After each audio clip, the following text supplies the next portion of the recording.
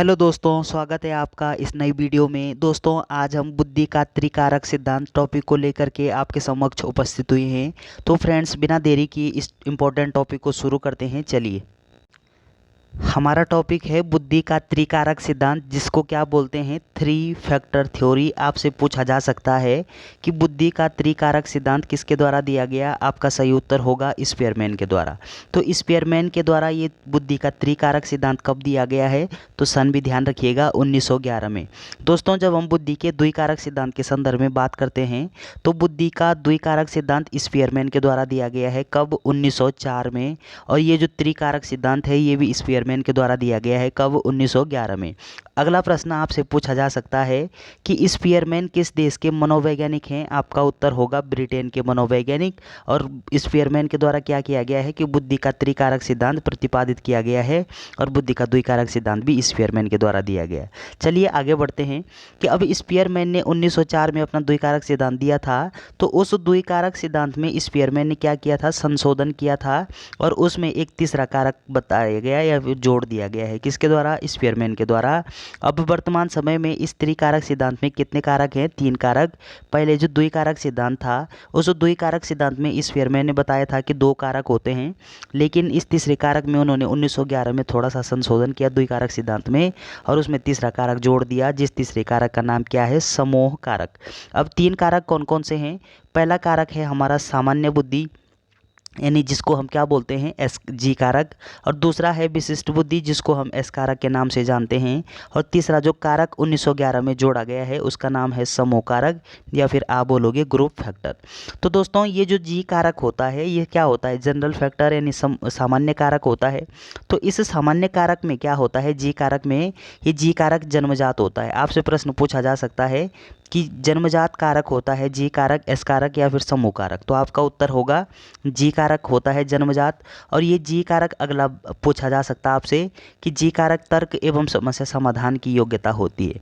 आपसे प्रश्न पूछा जा सकता है कि तर्क एवं समस्या समाधान की योग्यता कौन सा कारक होता है? जी कारक, एस कारक, समूह कारक। तो आपका सही उत्तर क्या होगा? जी कारक होता है। चलिए, अगला जो विशिष्ट कारक है, जिसको हम स्पेसिफिक फैक्टर या फिर संक्षेप में उसको एस कारक के नाम से जानते हैं, तो इस एस कारक में उन्होंने क्या बताया था कि ये एस कारक अर्जित कारक होता है।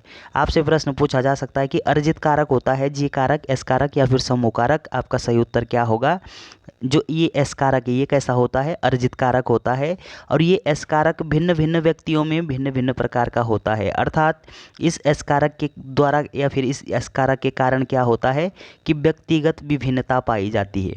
अब आपसे प्रश्न पूछा जा सकता है कि व्यक्तिगत विभिन्नता किस कारक के द्वारा पाई जाती है? तो आपका उत्तर होगा विशिष्ट कारक के द्वारा या फिर एस कारक के द्वारा।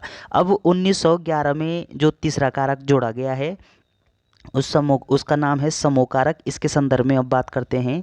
स्पीयरमैन के विचार में सामान्य कारक, जिसको हम जी कारक के नाम से भी जानते हैं, तथा विशिष्ट कारक, जिसको एस कारक के नाम से भी जानते हैं, के अतिरिक्त एक समूह कारक भी समस्त मानसिक क्रियाओं के साथ रहता है।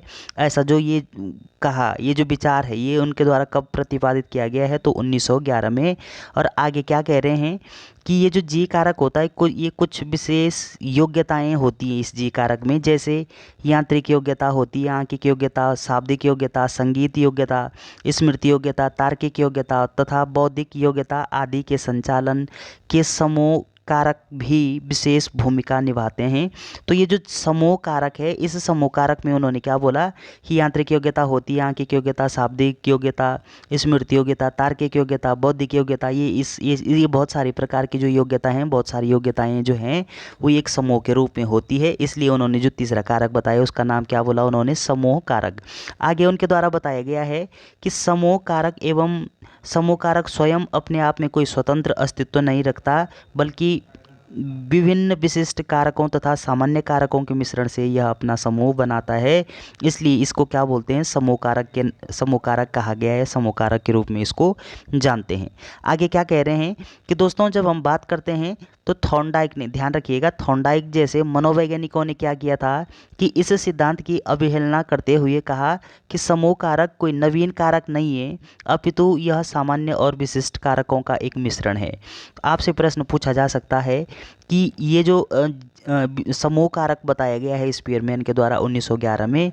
इसमें इन्होंने क्या उल्लेख किया था कि ये जो समूह कारक है ये कोई अलग से कारक नहीं होता है, बल्कि जो जी कारक होता है, जी कारक और एस कारक, इन दोनों कारकों का मिश्रण होता है। कौन सा कारक? समूह कारक। समूह कारक क्या बताया उन्होंने 1911 में, किसके द्वारा? स्पीयरमैन ने जोड़ा था। लेकिन आपको ध्यान क्या रखना है कि थॉर्नडाइक ने, यानी किसने किया था आलोचना इसकी, कि ये जो आपके द्वारा जो स्पीयरमैन का विरोध कर रहे हो, उनकी आलोचना कर रहे हैं कि आपके द्वारा ये जो समूह कारक बताया गया है ये कोई अलग से कारक नहीं होता है, बल्कि जो सामान्य कारक यानी जी कारक, वो जो विशिष्ट कारक एस कारक होता है, जी वो एस कारक जो होता है, इन दोनों जी व एस कारक का मिश्रण होता है। और कोई आपने कोई नई बात नहीं बताई है, तो कुछ ऐसा अलग से बिंदु आपके द्वारा नहीं बताया गया है, बल्कि उन दोनों का मिला जुला रूप होता है। तो ये पॉइंट आप ध्यान रखिएगा। तो दोस्तों, वीडियो अगर आपको अच्छी लगती है तो चैनल को सब्सक्राइब करना ना भूलें। Thanks for watching.